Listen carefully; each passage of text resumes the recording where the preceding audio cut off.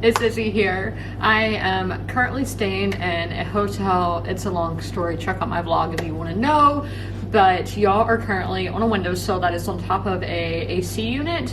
I have the unit off, but it's still making noise. So if it's loud and disturbing, I am so sorry, but this is the best lighting in this hotel room and the only place I can really film right now.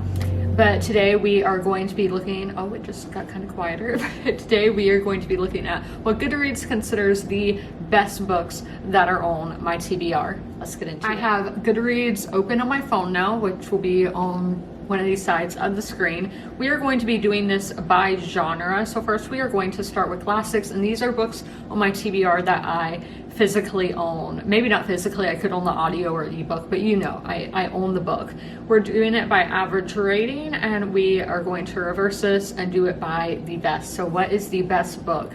East of Eden by John Steinbeck. I bought this book last month, and it currently has a 4.42 out of 5 stars with over 500,000 ratings. That is literally insane. I think the closest I've seen to this is Demon Copperhead, which has been my favorite book of the year so far. And I also heard with Demon Copperhead, I heard it get compared to East of Eden for the writing style, I guess is what I saw. I just saw people saying that on Reddit. Now this is a book that is kind of a generational tale following 2 families in the early days of the state of California and the Salinas Valley. Is that how you say that? So it's a sprawling, often brutal novel that follows the intertwined destinies of 2 families. And it goes kind of through the book of Genesis, like recreating that. I see Adam and Eve, Cain and Abel. And honestly, that sounds amazing. I love family sagas, and I've loved the one biblical, or I've read more than one biblical retelling. It's been in recent years. The Red Tent. I loved The Red Tent. I don't think this is anywhere close to being like The Red Tent, but you know, biblical retelling's fun. Our next genre here is contemporary. I own 65 and contemporary books, and for me, contemporary also includes literary fiction. Let's reverse it and see what it is going to be. Oh, I've already read the one on the top, so take that. That's not supposed to be on this shelf. So it is Remarkably Bright Creatures by Shelby Van Pelt. This is a popular TikTok book, and TikTok is what finally convinced me to buy this book, because one of the point of views is the point of view of an octopus, and animal stories just make me emotional, and if you make me emotional, there is a very high chance that you're going to be a 5-star. But this is a 4.39, so not as high as East of Eden, but pretty close, with over 675,000 ratings, and this came out in 2022. And in my understanding, this is about a woman who is a scientist working at an aquarium. Oh, it says, I thought scientist. It says she's mopping floors at the aquarium. So I guess she's the janitor at the aquarium. And she, her husband just passed away, so she's dealing with all the grief and emotions that come with that. And she befriends an octopus at this aquarium that she's working at. And honestly, that just sounds so beautiful. And I do love this cover. You can see it somewhere on the screen. I just love the colors of it and the art style. And it sounds like it's going to be a very emotionally impactful read. Let's go to fantasy now. I own 118 fantasy books, which is kind of insane. I get there are series out there and all of that, but it's not my main genre. But when I first got on BookTube, it was my main genre, and I do think it was the main genre of BookTube in general at the time. So let's see what the number 1 is. We gotta reverse it as per usual.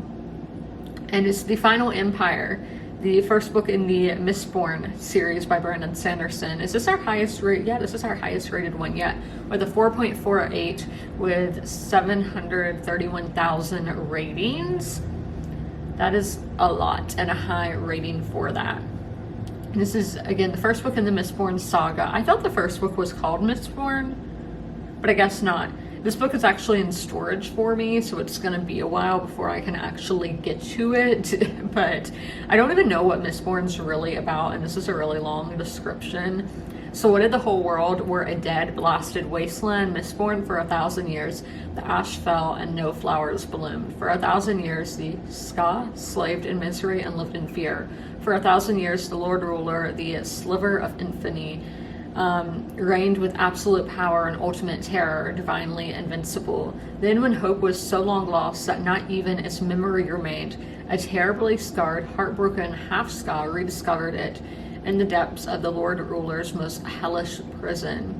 Kelsier snapped and found himself in the powers of a mistborn, a brilliant thief and natural leader. He turned his talents to the ultimate caper, with the Lord Ruler himself as the mark. So Kelsier recruited the underworld's elite, the smartest. Okay, it's going on, but I've heard great things. Everybody tells me I need to read this, but it's really intimidating because one, Brandon Sanderson has so many books and there's so many different orders to read them in. I personally think I would do publication order. I just have to see what that is because again, there's so many books. This came out in 2006. Like, George R. R. Martin, can you take some advice, please, George? I love you, but can you take some advice on writing a lot of books? Okay, so we have graphic novels now. I only own 9 graphic novels, and our number 1 is a new release. That began Woe, A House Cat's Story of Despair by Lucy Kinsley. This is a 4.51, so we're getting higher and higher, but only 566 ratings, so that is minuscule compared to what we've been seeing with over 500,000. And this one is all about the author's cat and the dramatic world of his life. And I would love to write something like that about my cat Fred. I've thought of doing like a children's book, but I don't know how to write a children's book. I have no idea how to do that, but I thought, because I only say like when sleeping and all, Fred goes to elementary school, he's in the 5th grade, and he is such a good student, and I would just love to honor Fred by writing a book about him. way off topic here. Now we're going to my favorite genre, which is historical fiction. I own 317 of them. Crazy, I know. I'm really curious what the number 1 historical fiction book is going to be, because it is such just a wide variety of books, and it's one with only 7 ratings. So as you can see here, I do have some books that have a lot more, like the 500,000, 50,000, but we are going to go with what technically is, which is Runaway Rails, 1940s historical fiction by E.A. Catania, with a 4.86 with only 7 ratings. I got this book a long time ago. It was published in 2018. It is a violent stepfather threatens them, so Kat reacts in a desperate attempt to keep her sister Annie safe, unsure if she's murdered him and terrified that she hasn't. Kat convinces her sister to flee, so I guess they become hobos. This just reminded me of the movie The Kate Kitteridge. Love her. I saw that movie in theaters. Now we have nonfiction. I own 176 nonfiction books. I went to Barnes & Noble in Atlanta over the weekend, and I saw so many good nonfiction books, and I wanted to buy them all, but I controlled myself. So let's do the reverse. I don't know what it's going to be. Okay, Invisible Child. This is a new purchase for me as well. So Invisible Child, Poverty, Survival, and Hope in an American City by Andrea Elliott. This is a 4.72 with 16,000 ratings. I don't remember, because I was just adding so many, I was looking at so many book lists in July, so it could have been on one of Obama's favorite books, part of Oprah's book club, or the New York Times best books of the century so far. It was on one of those, and there actually is a little thing here. So it was the New York Times 10 best books of the year in 2022, so maybe it came from the New York Times. And I think nonfiction titles are pretty self-explanatory. So this is the riveting, unforgettable story of a girl whose indomitable spirit is tested by homelessness, poverty, and racism in an unequal America. So this is in Brooklyn. I know, just seeing how hard life can be for people. And I read it a lot in fiction, so reading it in nonfiction, I feel like it's just going to be even more of a gut punch, because just it's real. Like, this is somebody's real story. This is what somebody really went through, and that's just going to be so difficult to like comprehend. But at the same time, it's like, yeah, so many people are going through this, and that's America. That's the world. So let's go to romance now. Big twist there. So 39. We have 39 romance books. To reverse it, I don't know what it's going to be again. Probably a very popular like book talk book. And kind of, I discovered this book on, no, I think I discovered this book on YouTube, but Binding of 13, Boys of Tommen, Book 1 by Chloe Walsh with a 4.44 with 170,000 ratings. This is such a nice floppy paperback. I wish I had it with me to show you how floppy it is. This is a young adult romance, and it is like rugby. Is it rugby? Is that the sport? I know it's some kind of sports romance. Yeah, rugby pitch. I did not know that's what you called a rugby, like where you play rugby. I don't know what the tropes are. So he wants to save her, she wants to hide, she's damaged, he's determined. Fate brought them together, love binds them. Have y'all read that one? Let's go to sci-fi. Now I have 44 sci-fi books, and I have a few favorite sci-fi book series. And so it's going to be interesting. Will this be a series? Will it be a standalone? I think it will be a standalone just because people tend to read standalones more because there's not the commitment of having to do a book series, you know? Okay, and it's one, I knew it was going to do this Project Hail Mary, because if I do the ebook, it's hard through Goodreads. So the number one is Leviathan Wakes from the Expanse series, book number 1. So it is a series book, and as you can see, there are several series books on this list. But this is by James S.A. Corey, which is a pseudonym. Is that what it's called when an alias? But a 4.31 with 276,000 ratings.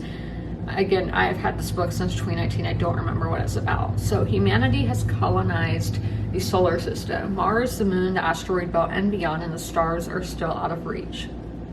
Jim Holden is XO of an ice miner, making runs from the rings of Saturn to the mining stations of the belt.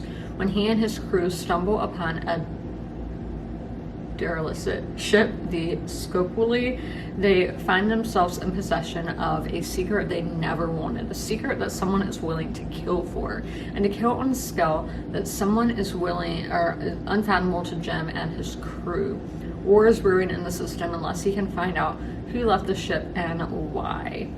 So that's some of what Leviathan Wakes is about or not. Was that our last one? No, we have thrillers. So we're going into our last section here with thrillers. Again, I put horror in here as well, and just mystery. They all go under this tab because this is one I don't read that much, but I own 85 of them. How did that happen? I do not know. It's one that I really struggle with, so this should be fun. Okay, we have it at our, okay, that's by date added. I hope that I had been having these the right way, because I just noticed that. Okay, so it's The Reformatory, which is one that I really would like to read, and this is by Tananarive Due. It was a 4.48 with 19,000 ratings. This is a horror book set in Jim Crow era Florida about a segregated school and just the terrible things that happen to this school, but adding horror elements rather than just doing it straight up historical fiction. So if we do by average rating, back to the short stories, we have Dawnland Voices, an anthology of indigenous writing from New England, and this is a 4.52 and 56 ratings, and I feel like that title is pretty self-explanatory there. Have you guys heard any of these books? Do you agree with the ratings that were given to them? I hope you guys enjoyed this video. If you made it all the way through, leave a fruit emoji in the comments below, and as always, comment, rate, and subscribe. And don't forget to ring that notification bell to be notified when all my videos go live. I'll see you in my next one. Bye.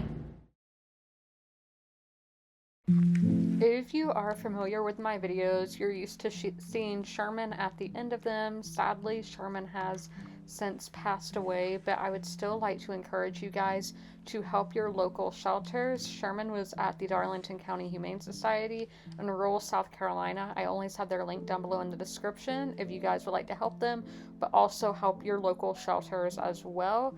You can do that by donating, sharing posts like this one, volunteering, fostering, and adopting, which it's great to do all of those things. Great to help your community, great to help the animals in your community, and I cannot recommend it enough. All of my pets were rescues, they were strays or from animal shelters, and I love them so much, and I know how much love they can give, so knowing these pets at the shelter can equally give that much love, It's amazing, and y'all should totally take part and help out those local animal shelter pets, and please help them.